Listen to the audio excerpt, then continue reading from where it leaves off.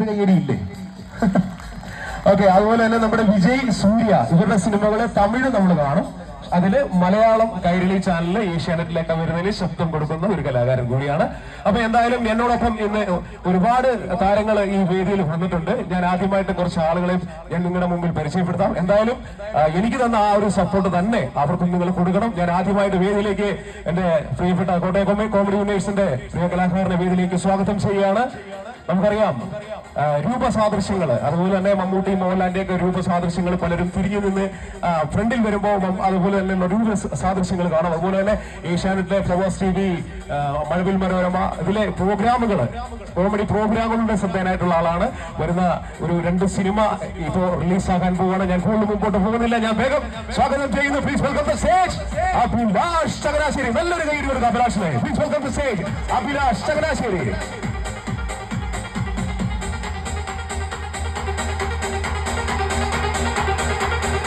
മറ്റൊരു കലാകാരന്റെ പേരിലേക്ക് സ്വാഗതം ചെയ്തു. നമുക്കറിയാൻ പറ്റും റേഡിയോ മീഡിയ വില്ലേജ് അല്ലെ, ഇവിടെ കേൾക്കാൻ പറ്റുന്ന ചാനലല്ലേ. ഞാൻ വേറെ RJ മത്തായിയുടെ കാര്യം തന്നെയാണ് പറയുന്നത്. പ്രിയപ്പെട്ട ലിസോ മത്തായി എന്നും പറയും, RJ മത്തായി എന്നും പറയും. ഇപ്പോ ഇറങ്ങിയിട്ടുള്ള ഈ കാവാലത്ത് തന്നെ ഷൂട്ട് ചെയ്തിട്ടുള്ള ഒരു സിനിമയുണ്ടായിരുന്നു, എന്റെ പേര് ഞാൻ വിട്ടുപോയി, റാണി ചിത്തിര മാർത്താണ്ഡ അല്ലെ. ആ സിനിമയിൽ നല്ലൊരു കഥാപാത്രം ചെയ്ത ആളാണ്. അതുപോലെ തന്നെ കോമഡി സ്റ്റാർസിന്റെ സ്വന്തമാണ്. വേഗം സ്വാഗതം ചെയ്ത് പ്ലീസ് വെൽക്കം RJ ലിസോ മത്തായി.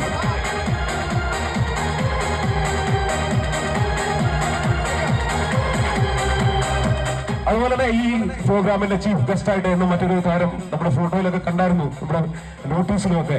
കഴിഞ്ഞ പ്രാവശ്യം ഞങ്ങൾ വന്ന് കൊച്ചിൻ സ്റ്റേജ് ഇന്ത്യ എന്ന് പറയുന്ന ആ ടീമിലൂടെ വന്ന് തകർത്ത് നമ്മുടെ പ്രോഗ്രാം ചെയ്ത് പോയതാണ്. PD രാജപ്പന്റെ അവരനായിട്ടൊക്കെ വന്ന് എന്താ പറയാ, മലയാളത്തിന്റെ ഹാസ്യ സാമ്രാട്ട്.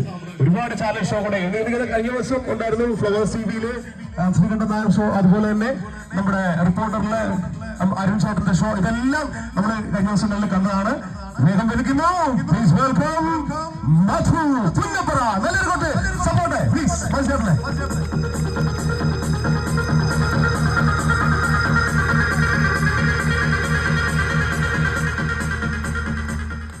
പ്രിയമുള്ളവര് നമസ്കാരം. ഒത്തിരി സന്തോഷത്തോടു കൂടിയാണ് സൂര്യ ക്ലബിന്റെ ഈ വേദിയിൽ എളിയ കലാകാരനായി ഞാൻ നിൽക്കുന്നത്. കാരണം ഈ പ്രദേശത്ത് കുറെ വർഷങ്ങളായിട്ട് പല ക്ലബുകളുടെയും, പ്രത്യേകിച്ച് സൂര്യ ക്ലബിന്റെ അല്ലേ, കഴിഞ്ഞ വർഷമായിരുന്നു, അല്ലാതെ തന്നെ ക്ഷേത്രങ്ങളിലേക്ക് കുറേ വർഷങ്ങളായിട്ട് പ്രോഗ്രാം അവതരിപ്പിച്ചിട്ടുള്ള ഒരാളാണ്. അപ്പോൾ അതുകൊണ്ട് തന്നെ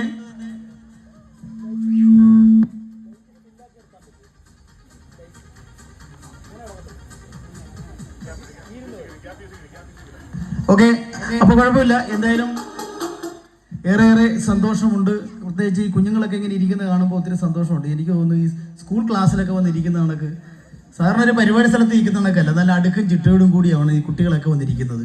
ഇത് പറയാൻ കാരണം മറ്റൊന്നുമല്ല, നമ്മുടെ കുട്ടനാട്ടിലൊരു പരിപാടിക്ക് ചെന്നപ്പോൾ കൊച്ചു കുഞ്ഞുങ്ങളുടെ പരിപാടിയായിരുന്നു. ഞാൻ ഈ കുഞ്ഞുങ്ങളോടൊരു ചോദ്യം ചോദിച്ചു. നിങ്ങളുടെ വീടിൻ്റെ അടുത്ത് ലോക പ്രശസ്തനായ ഒരു വിശ്വസാഹിത്യകാരൻ താമസിക്കുന്നുണ്ട്, അദ്ദേഹത്തെ അറിയാമെന്ന് ചോദിച്ചു. കുഞ്ഞുങ്ങളായതുകൊണ്ട് ആരും ഒന്നും മിണ്ടുന്നില്ല. ഞാൻ പറഞ്ഞ അദ്ദേഹത്തിന്റെ പേരിന്റെ ആദ്യ അക്ഷരം തുടങ്ങുന്നത് തകഴി എന്ന പേരിലാണെന്ന് പറഞ്ഞു. തകഴി എന്ന പേര്. അദ്ദേഹത്തിന്റെ പേരിന്റെ പൂർണ്ണ രൂപം പറയാൻ പറഞ്ഞു. കുഞ്ഞുങ്ങളാരും മിണ്ടുന്നില്ല. ഞാൻ പറഞ്ഞ അദ്ദേഹത്തിന്റെ പേരിന്റെ 2ാമത്തെ അക്ഷരം തുടങ്ങുന്നത് ഒരു ഹിന്ദു ദൈവത്തിന്റെ പേരിലാന്ന് പറഞ്ഞു.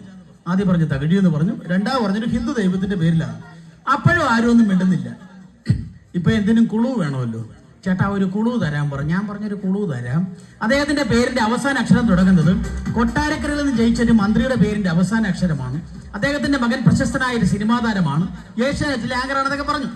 ആദ്യം പറഞ്ഞു തകഴി എന്ന് പറഞ്ഞു, രണ്ടാമത് പറഞ്ഞൊരു ഹിന്ദു ദൈവത്തിന്റെ പേരാണെന്ന് പറഞ്ഞു, അവസാനം പറഞ്ഞു കൊട്ടാരക്കരയിൽ നിന്ന് ജയിച്ചൊരു മന്ത്രിയുടെ പേരിന്റെ അവസാന അക്ഷരമാണ്. അപ്പോഴും ആരും ഒന്നും മിണ്ടുന്നില്ല. അവസാനം എന്ത്, യവനെ കൊണ്ടൊക്കെ ബിരുദം ചാടി എണീറ്റ് പറഞ്ഞു, സാറേ ഞാൻ പറയാം. ഞാൻ പറയാൻ പറഞ്ഞു. അവൻ പറയുക തകഴി ശ്രീകൃഷ്ണ ഉമ്മൻചാണ്ടി. സത്യം, അന്ന് ഉമ്മൻചാണ്ടി സാറായിരുന്നു മുഖ്യമന്ത്രി. അപ്പൊ ഞാനിത് പറഞ്ഞത് മറ്റൊന്നും കൊണ്ടല്ല, നല്ല ഐശ്വര്യമുള്ള, നല്ല സംസ്കാര സമ്പന്നമായ നല്ലൊരു ഓഡിയൻസിന് മുന്നിലാണ് അല്പനിമിഷം കുറച്ച് തമാശകളും പാട്ടും ഒരു വെറൈറ്റി നൃത്തവും ഒക്കെ ആയിട്ട് ഞങ്ങൾ ഈ കലാകാരന്മാർ നിൽക്കുന്നത്. അപ്പോൾ നിങ്ങളുടെ നിറഞ്ഞ പ്രോത്സാഹനം, സഹകരണം, സ്നേഹം പ്രോഗ്രാമിന്റെ തുടക്കം മുതൽ ഒടുക്കം വരെ ഉണ്ടായില്ലേ? ഉണ്ടെങ്കിൽ നല്ലൊരു കയ്യടി. ഇത് എനിക്ക് വേണ്ടിയല്ല, സൂര്യ ക്ലബിന് വേണ്ടി. അപ്പം ഞങ്ങൾ കുറച്ച് കലാകാരന്മാർ ചേർന്നാണ് ഈ ഒരു പ്രോഗ്രാം അവതരിപ്പിക്കുന്നത്. അപ്പോൾ എന്തായാലും വി.ഡി. രായപ്പൻ സാറാണ് എൻ്റെ ജീവിതത്തിൽ ഒരു മാറ്റം ഉണ്ടാക്കുന്നത് രായപ്പ സാറാണ്. അദ്ദേഹത്തിന്റെ ചെകീന്ദ്ര സുന്ദരിയും അമ്മിട്ടും ഒക്കെ കഥാപ്രസംഗമായിട്ട് തന്നെ ഞാൻ പല വേദികളിലും അവതരിപ്പിച്ചിട്ടുണ്ട്. എന്തായാലും ഇന്ന് സൂര്യ ക്ലബിന് വേണ്ടി തന്നെ വി ഡി രായപ്പന്റെ വേഷത്തിൽ തന്നെ വന്ന് ഞാനൊരു പെർഫോമൻസ് നടത്തുന്നുണ്ട്. അതിനു മുമ്പായി ഓണക്കാലം ആയതുകൊണ്ട് തന്നെ നമുക്കൊരു പാട്ടോട് കൂടി തുടങ്ങാം. നല്ല പാട്ടുകളെ നശിപ്പിച്ച് ജീവിക്കുന്ന ഒരാളാണ് ഞാനും വി ഡി രായപ്പൻ സാറും ഒക്കെ. പക്ഷേ സൂര്യ ക്ലബിന് വേണ്ടി കേരളത്തിന്റെ പ്രത്യേകിച്ച് കുട്ടനാടിന്റെ എന്താ പറയുന്നത് ധ്വനിയുള്ള ഒരു നല്ല പാട്ടോട് കൂടി നമുക്ക് ആരംഭിക്കാം. ഞാൻ ആ പാട്ട് പാടാൻ ശ്രമിക്കുന്നു. ഒപ്പം എൻ്റെ പ്രിയപ്പെട്ട കൂട്ടുകാരും വേദിയിലേക്ക്.